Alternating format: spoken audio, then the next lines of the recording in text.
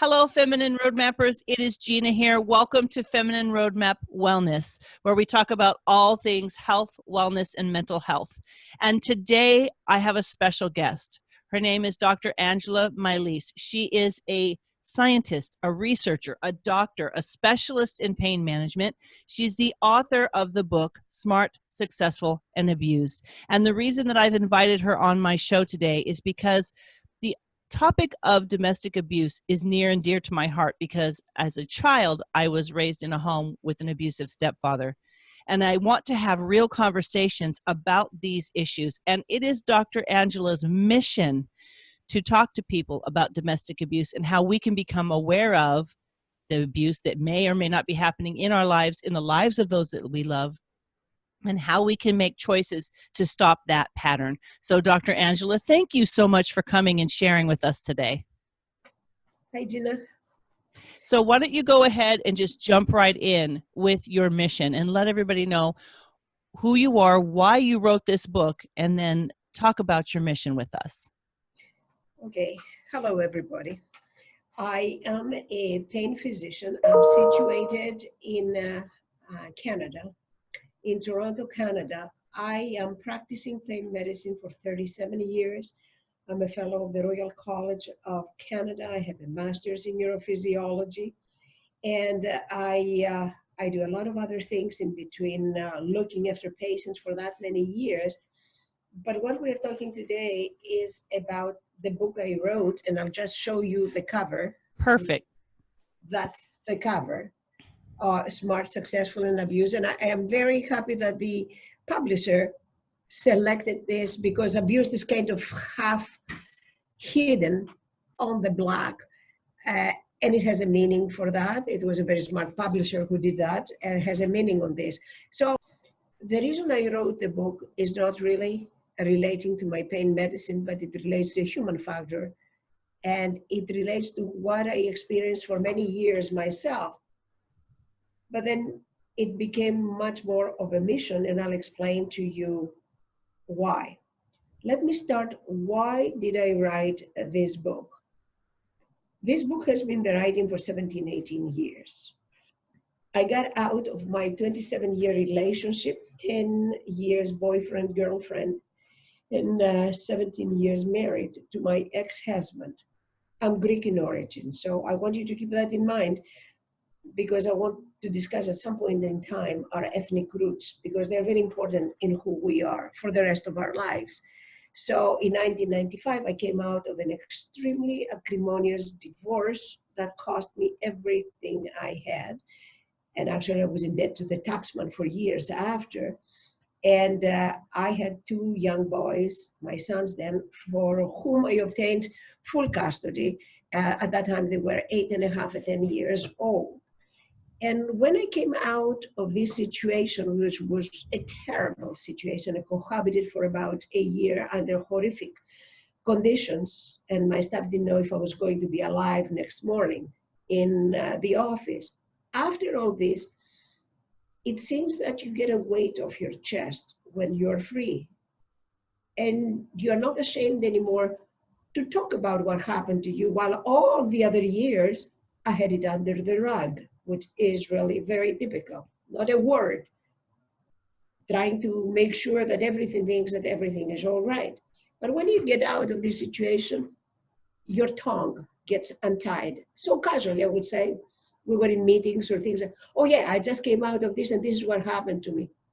And to my surprise, there wouldn't be a day or a time that I would open my mouth and someone, some woman, a nurse, a teacher, a dean of the university, a minister in the government, top senior lawyers would say, oh, me too, let me tell you my story. So part of my life's work in my research is to record observations. Since I started practicing, I have books and books and books and copybooks where I write down the names of the patients and a summary of the strange or important conditions that I saw over the years. I have thousands of these. So I use the same thing because the frequent me too I have a story similar, really triggered my curiosity now as a scientist, as a researcher, not just as a person who has gone through the experience. So I started marking down cases and cases and cases and cases. And as the time went by, I became very curious. Well, this is not a rare thing. I never talked about things when I was under this situation. I never heard about these things. Now that I talk about this, there's always a woman that will say, I'm part of it, I'm part of it, I'm part of it. And the first question you ask when you observe a phenomenon is, so how frequent is this? How often does it occur? Because it doesn't seem that anyone speaks about this kind of thing. Remember, 95 is now many years ago. So this is why I started writing, and I saw the cases piling up. And back in 2008, I collected a number of women that I knew had said, me too, and they were professionals.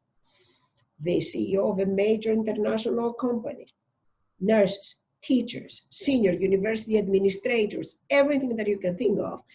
And we sat down to discuss the subject.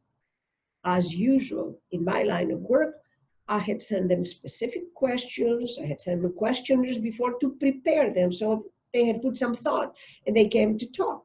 So we sat down and we started recording the stories, and then we started asking, so here it is. What is common between these women? And why did we stay in those relationships?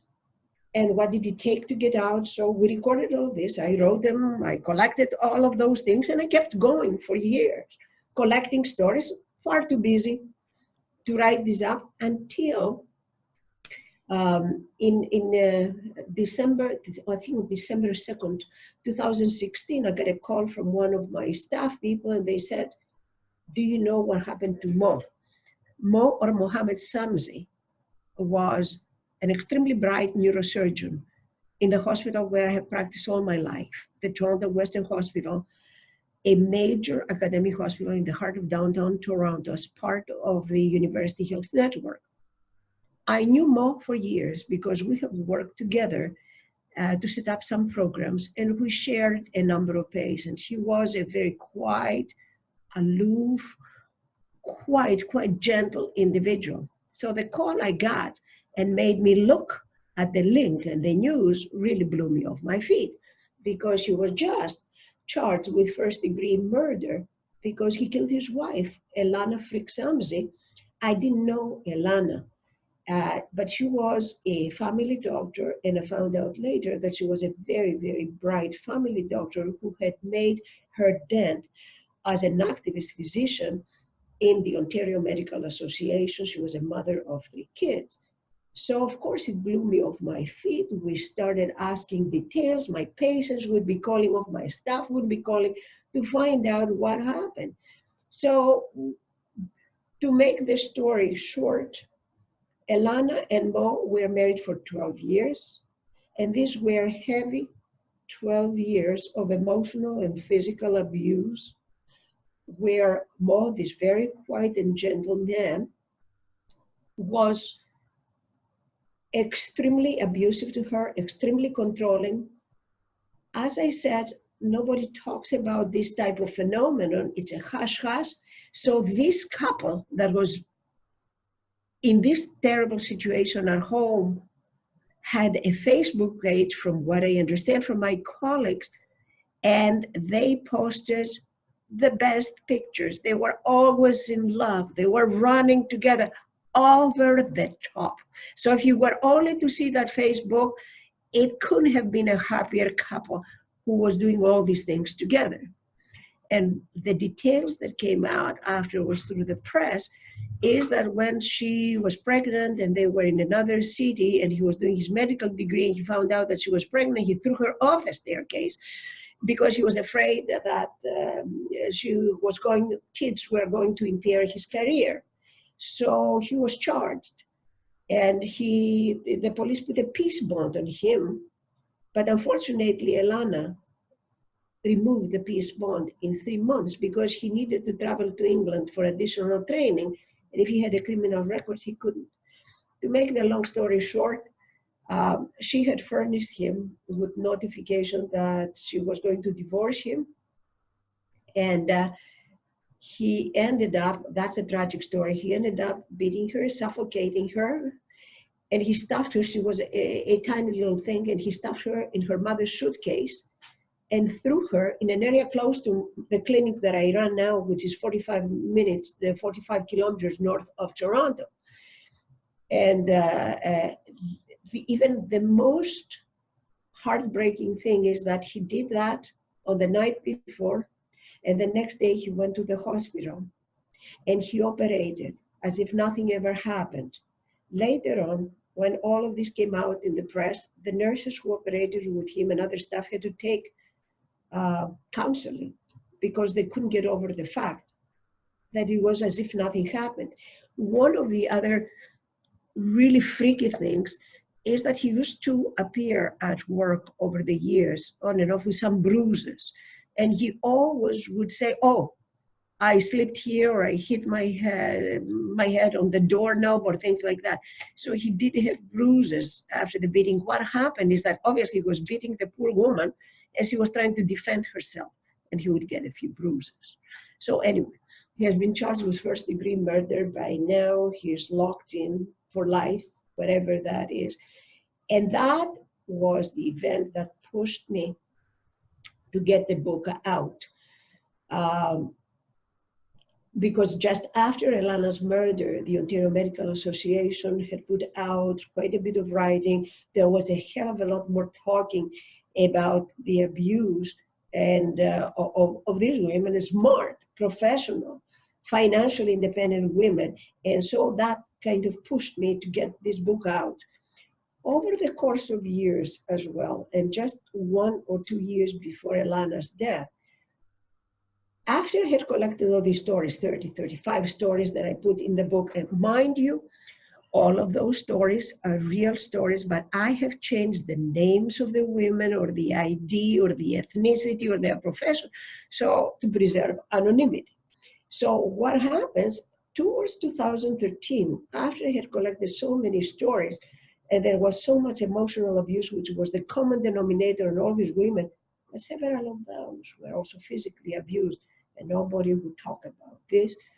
I had done a small study, and I will come to that because that will be one of the last parts of my conversation with you. So the bottom line is, this is why I wrote the book, because I felt there was an unmet need. I felt there was a void. I felt that it was a huge subject that in my type of people, my type of women, and nobody would talk about that. And so I felt there was a need for that. And let me just come now to another topic and give a different view as to what abuse is. And we know the power over. We know what it does as a definition, and it could be physical, it could be sexual, it could be emotional, it could be spiritual, it could be all of those combinations and things like that. Over the last 2 or 3 decades, recognition of domestic abuse, particularly the one that happens at home, has been a big subject. And it has changed the way we look at it. It has changed society. It has changed the laws. It has changed everything. And of course, physical abuse and domestic abuse carry penalties. You don't do it in societies like us without punishment. There are laws and there are repercussions for the abuser. And there are efforts how to shelter the victims and all of that. But by putting emphasis on the abuse from the physical point of view, there is another kind of abuse that has been completely neglected because it doesn't carry a bruise. It doesn't give you a black eye.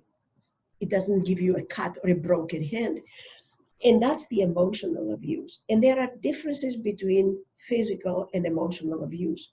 Physical abuse comes in spurts, episodic, in spells. Emotional abuse could be constant, all the time. Could be overt, that means you can see it with comments that are obvious to the public, in public places where you're demeaned, you're threatened, you're put down, you're called names, you're controlled. And then it could be covert, which is under the skin with indirect ways that still hurt the victim.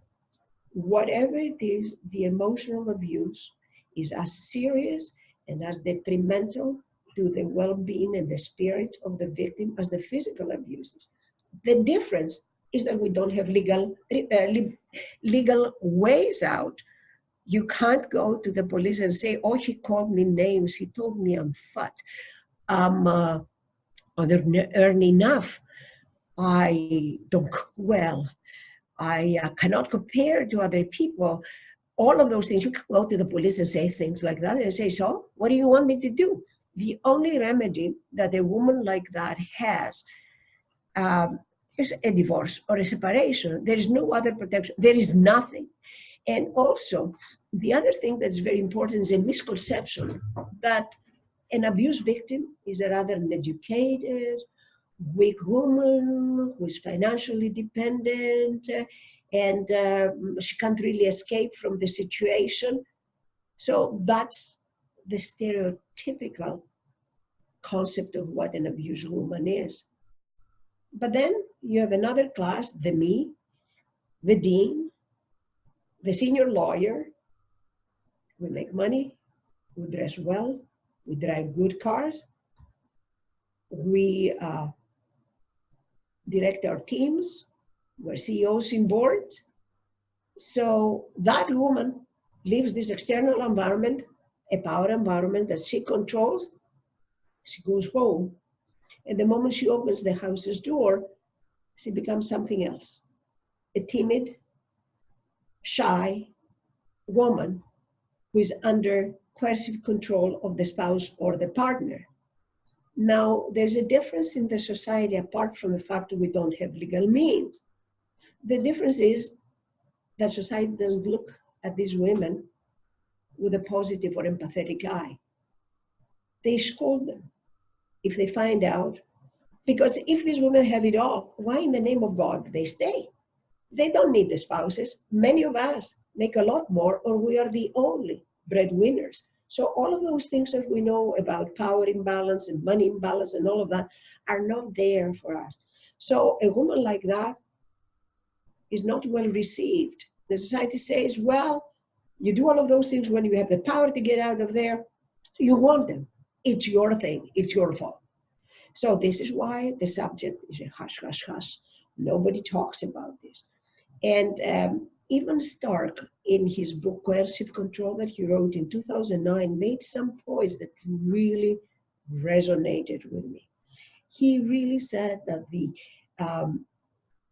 associating abuse only with the physical abuse has done a disservice to those who are submitted to the emotional abuse, because there are no remedies for us.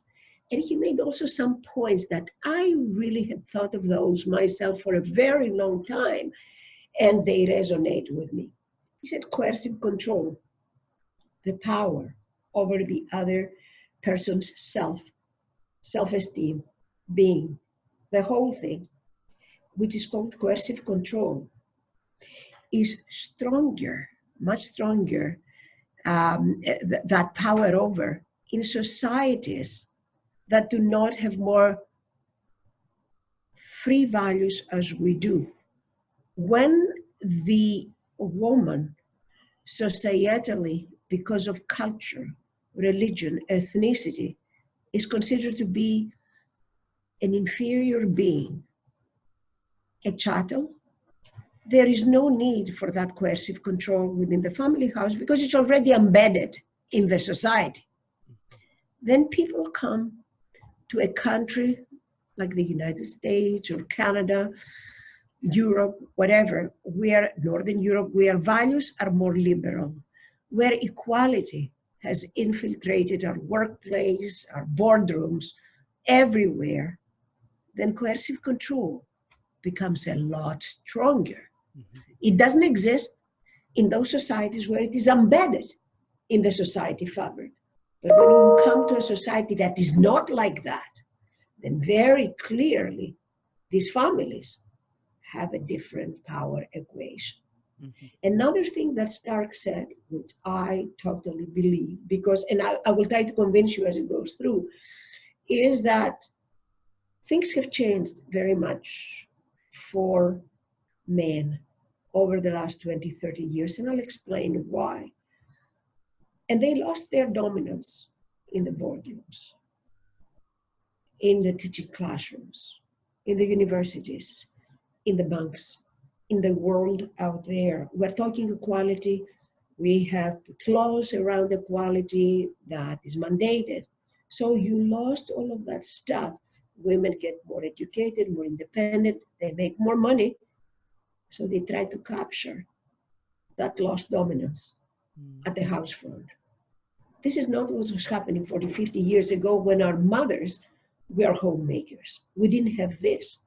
But when women like me started breaking the glass ceiling, and then we have the new generations where not having a glass ceiling is expected, then things are changing. What we have today is not what we used to have 50 years ago.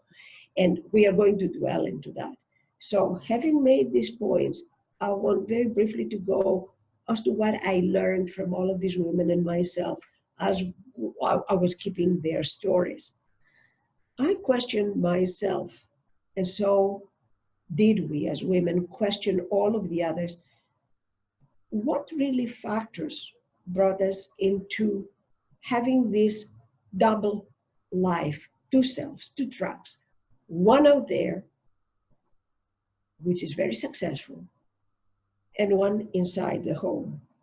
And based on my research and my talks with several colleagues in psychology, it seems that some of the seeds of low self-esteem or internal weakness seem to have been planted in a very young age. And one of my colleagues said to me, you know what?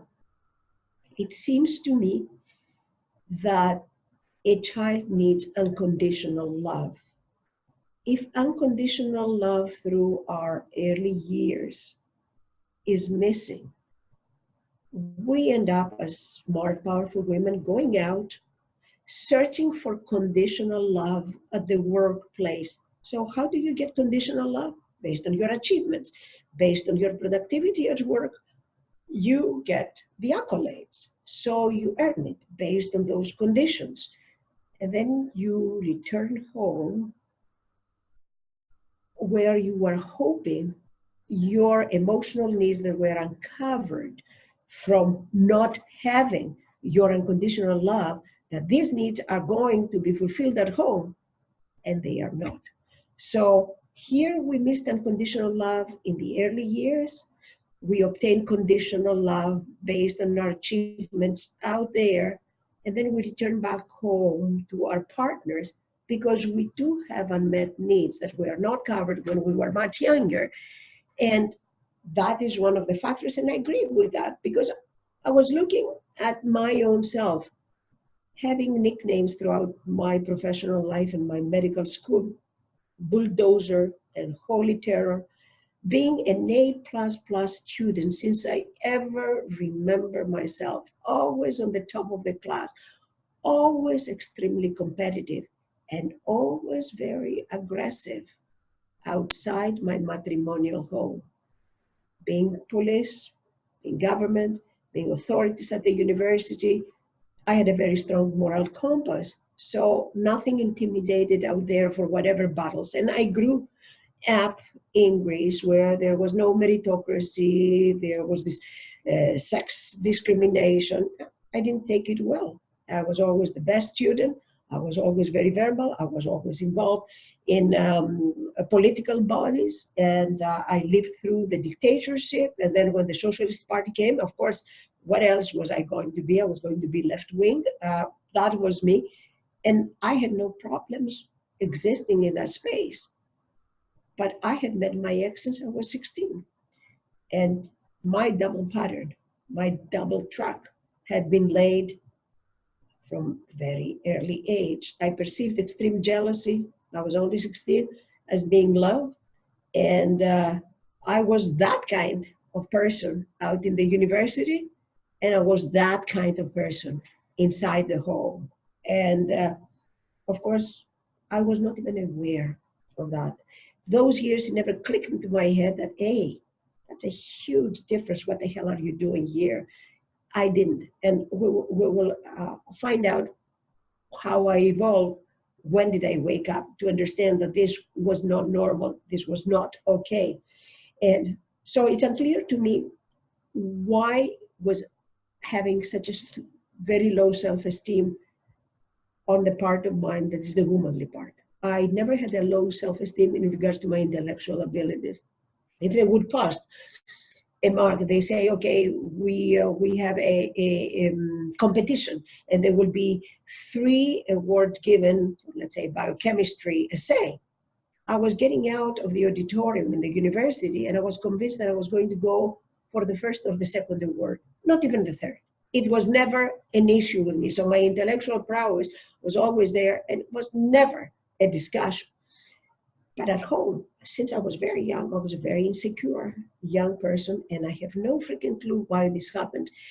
But I think on a later, just looking into that, I had a very loving father, but he didn't know how to express his emotions at all. During my studies, if I was writing a new book, he would sit there and watch me all night. But he had no warmth that he could express with the words or the touch.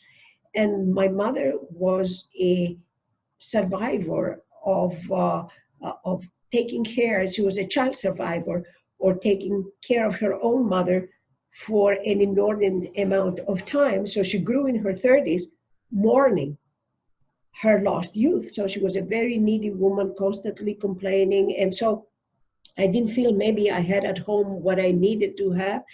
And I was a different kid. But anyway, that's one of the reasons, low self-esteem. And I found out for many other women that was part of what they have. But that was not it. There were so many other reasons that not only so low self-esteem is one of the factors we have when we partner with these abusive partners, but it could be codependence. It could be unmet needs because, as I said, my mother was a child survivor of taking care. She never was a child anymore. She had become an adult taking care of a very disabled mother.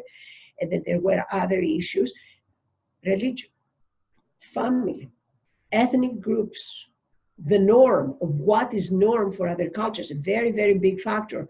Lack of experience. When we don't have the exposure to early dating, again, getting broken and getting stronger, because it's like the measles virus.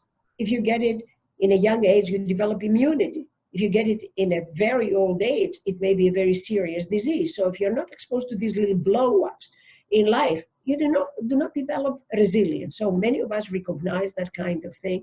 And then, of course, fear of what are we going to do with our kids, because women care a lot more about their kids. Most men, based at least on these women that I had seen, had the least interest in the whole business. And then it was the money issue. And the money issue for us that was keeping us in these relationships is not the money issue that would keep a weak, dependent woman who's financially dependent. It's because we lose money. We are the ones who were paying the bills. We were the ones who pay alimony when we go into a divorce. Many of these women that I had looked upon, they were the ones who had the lion's share of the expenses. And if they had even common custody, many times the ex would be a deadbeat, would not pay, would leave the woman to take care of all of those things. So money was an issue for us, but it was an issue because we were losing money. And so these were all factors for these women. So having said that, in the book, I take these different steps, and then I show all of those things, which we don't have time to cover it right now. How do you get out? It's not an instantaneous thing. It's a process. How do you recover? What are the major issues we face when we are on our own again? How do you date again? But also the other thing is to really make sure we understand the positive, the pluses of living all these lengthy relationships and starting to love ourselves and become independent and discover so many things that we couldn't do before. So don't you think that getting out of a relationship is only living negative things? There's a whole host of positive things that we learn to love and get, things that we didn't have before. But having said that, now I want to go to the topic that's very dear to my heart and really is not what happened to women like us, 50, 60 years of age, who had homemakers, mothers, but we broke the glass ceiling and we are now out there, and maybe we faced this plate of men. They couldn't really put us down on the workplace, but they could put us down at home. So that was a situation that I don't believe is exactly the same situation now, and I'll tell you why. Back in 2013, 14, I was very curious, and I said, okay, we were the older women, we faced all of this. What about the young ones? Everybody knows about abuse. There are all kinds of counseling and websites, and these are the signs, and everybody's teaching about that. So this cannot happen, these young women, these young educated women, they are not like us, the old cohort. So we did an anonymous questionnaire with my staff. We sent out 60 questionnaires with return envelopes, but anonymous. And we asked them, they were disseminated in universities, computer stores, gyms, and all of that. I don't know where they went, but I know we got back a small number, 50% of the questionnaires, 30 questionnaires, and we had collected information about where were you born, where each one of your parents was born, if you were born elsewhere, when did you come to Canada, what's the level of your education, what do you do now, work or education, and do you know these are the signs, emotional and physical abuse, these are all the signs. And then we had specific questions like, have you ever been in an abusive relationship based on this? Are you still in an abusive relationship? Have you been in more than one abusive relationship? Do you know anyone who has been abused? And all kinds of other things. The questionnaire is there. To make the long story short, the big shocker was that 47% of these women, 14 out of the 30 women, 85% with university or postgraduate studies, colleges, and all of that, many of those both work in school, had been involved in an emotionally abusive relationship, and half of those had been also physically abused. Some of these women were still in an abusive relationship. The age group was 18 to 36, average age 26. That's the prime. These are our generations now, the young ones. It's not me. And these statistics blew my mind. The numbers are small, and you can't really make statistical analysis, bring it to my research stuff and all of that, because the numbers are small. But what became very obvious is this. Out of these women, only 30% had two Canadian parents. The other 70% had one or two foreign-born parents. The vast majority of these women, 85%, had been born in Canada. The other 15% had been born either in Southern Europe, Iran, or India, but they came to Canada at the age of 1 or 2. So all of these women were brought up here in this country. They grew since they were very young. The interesting things, little trends that we saw is that women, so there were two groups, the never abused women, 16 out of 30, and the abused women who were 14 out of 30. It seemed that the abused women had primarily, in the vast majority, one or two immigrant parents, while this one was a lot less in the never abused women. Other things that we saw in there is that less abused women with foreign-born parents were now in an active relationship, only 50%, while from the never abused women, 80% were in a relationship.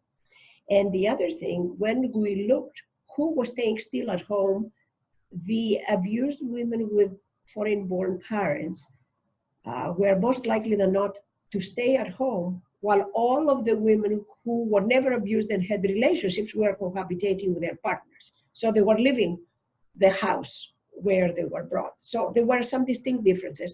The numbers are very small trends, but are they real? And then I started thinking about the forum that I had back in 2008, where 10 women, 8 or 9 of us had been abused. The vast majority had foreign roots. So maybe it's not just an accident. Maybe it means something. And so that was one of the big things that made me say, oh, gee, hold on a moment. This society today, our North American society, is not the same as 40 or 50 years. First of all, if I take Canada, and I'm sure it's the same with the United States, by 2041, about 47% of all Canadians will have one or two foreign-born parents or would have been born elsewhere. The reality is that Canada, and I presume the United States, have a very strong level of immigration. We're societies of immigrants, either we like it or not. So the question is, what are we bringing from home? What are we bringing with our cultures?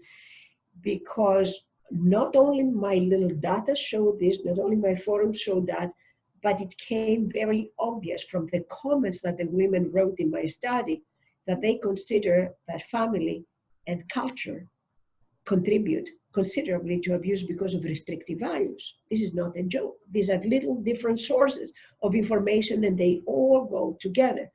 So let's take my country, Canada. Prior to 1960, 92% of all immigration to Canada was from Europe. After 1980, about 85% of all immigration to Canada is from Philippines, China, Hong Kong, India, and Pakistan. The differences are not just color of the skin, are very deep. They are cultural, religious differences. In North America, we have individualistic cultures. This is who we are. Newer immigration comes from collectivistic cultures where decisions are made on the basis of a whole family. Do you remember, even in Southern Europe, do you remember my big fat Greek wedding or things like that, where all the decisions are made around the table? And this would go for classic Italian families. Southern European families are different than the Netherlands or Northern Europe. The same thing goes for South America, and the same thing goes big time from Asian countries, the ones that I already reported. And remember what Ivan Stark said.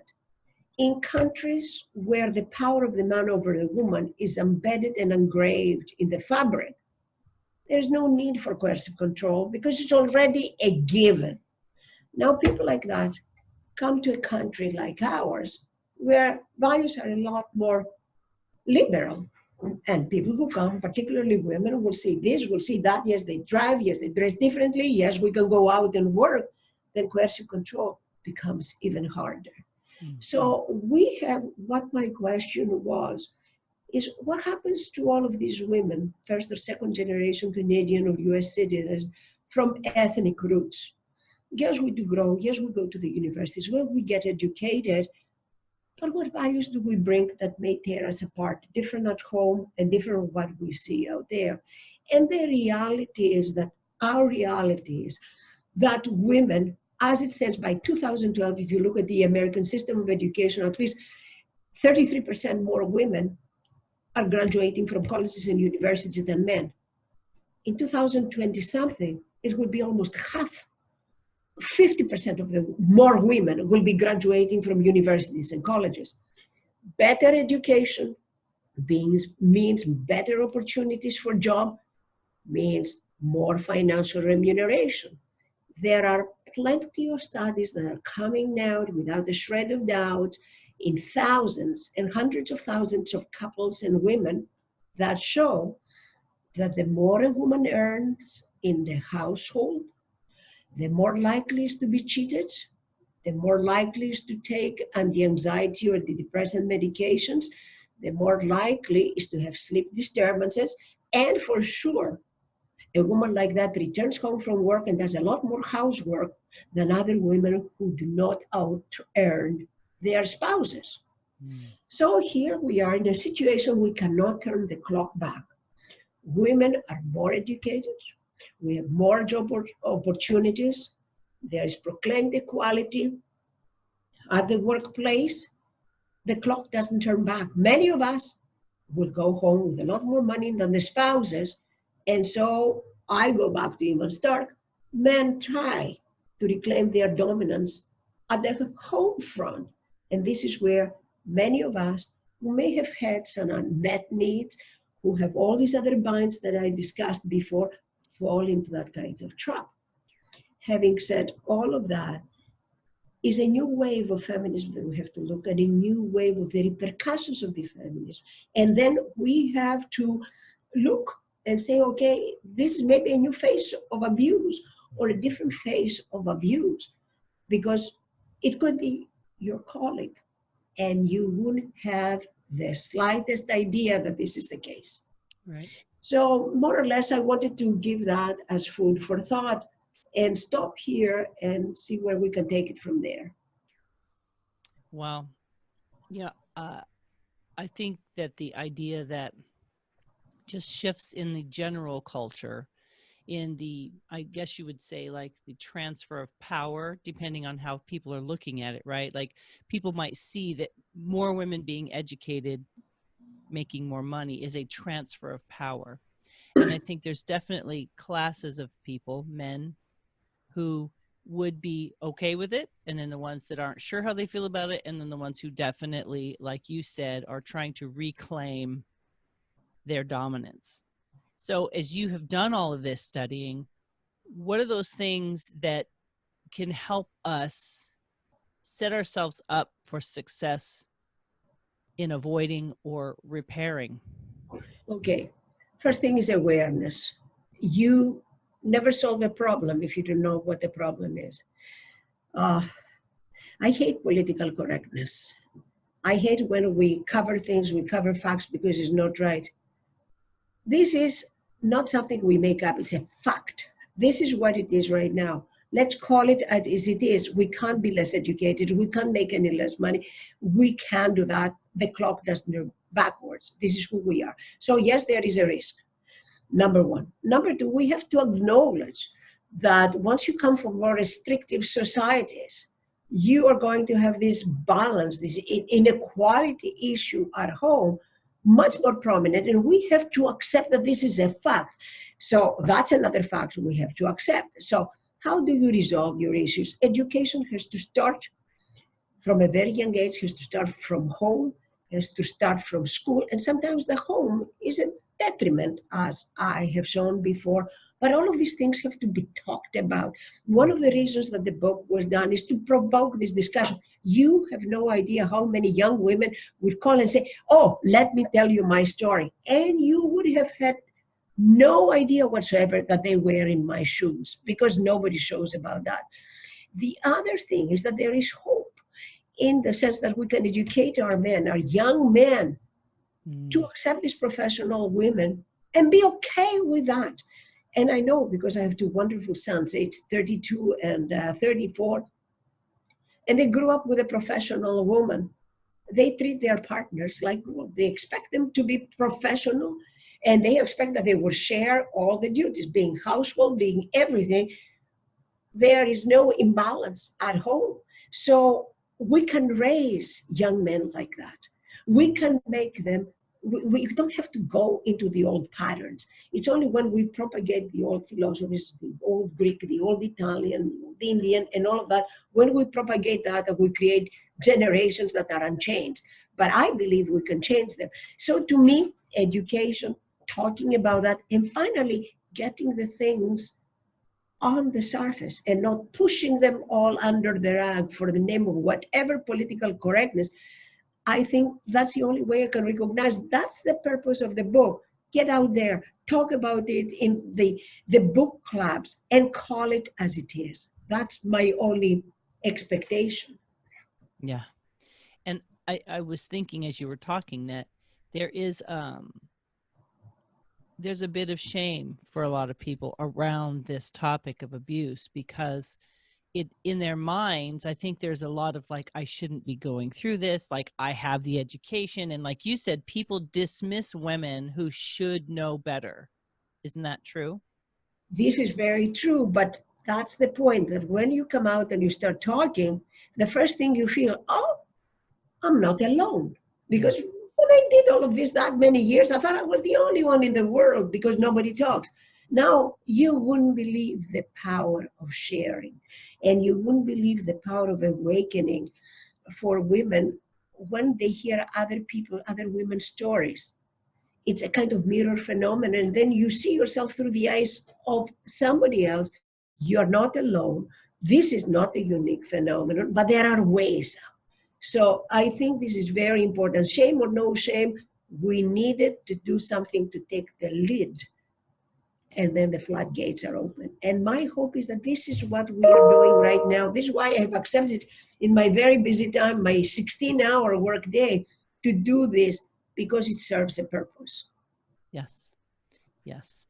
Well, we have spent our time very, very well, Dr. Angela, and I do honor that 16-hour workday, and for you taking the time to share with my audience this incredible conversation. It is so important. I know as a mother of daughters, coming from that background where my formative years were in an abusive home, and I also had an uncle who was emotionally abusive throughout my life to my mom. So he tried to emotionally abuse me as well as I got older. And so I've tried to educate my daughters on the power of their own voice. And because they have not had that experience, and this is the other side, is we don't have a cultural norm of abuse in our family per se. We don't really have those ideas. And so what I've tried to do is educate my daughters on what are the red flags.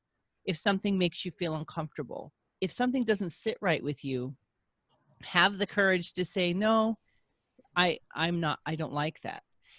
So I've tried with, because you have sons and I have daughters.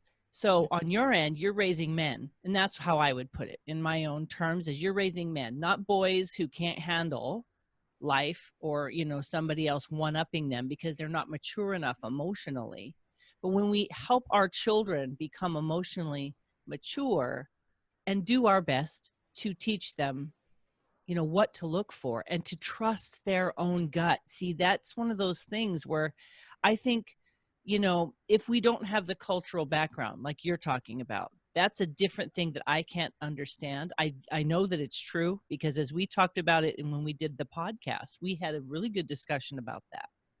I think education, not the kind that gives you a degree, but learning and having these conversations and getting your book are the steps that we women need to take, and men need to read these books too, I hope because I so. think there is a percentage of men that are also abused. Very much so, particularly, and despite the fact that it concentrates on successful women, let's not forget that the LGBT community, different other communities are more prominent to abuse, and it affects everybody, less so men than women, but it does exist, and the principles are identical. So it's not really only addressing this to women, not only to a certain kind of ethnic group, is to everybody that may be in that position. And the other hope that I have is that it's the daughters and the sons that are going to read that. Mm-hmm. The daughters and our nieces and their friends to know to escape the traps, and the young men to know what is to do and what is not to do. That's my hope. Yeah. Well, and it all starts with you and I, doesn't it? It starts with taking time out of your busy day to have a conversation with me so that we can put it out there and find the people who need the message so that they can begin to make the change, right? Yes, Gina. All right. Well, Dr. Angela, again, I want to thank you so much for taking time out of your busy schedule and to share this topic that's so important to both of us, and to our children. Take care, Gina. Thank you. All right. So don't forget, everybody, please check down below. Please subscribe to the channel. Please get a copy of Dr. Angela's book. There's a link down there. You can find her. Buy the book. Have the conversations, my friend. Grab a cup of something wonderful with your friends and do the hard work of helping each other understand that this does not have to be something that we experience. We can change the outcome and we can make a difference. So thank you so much for joining us today. Take care. Bye-bye.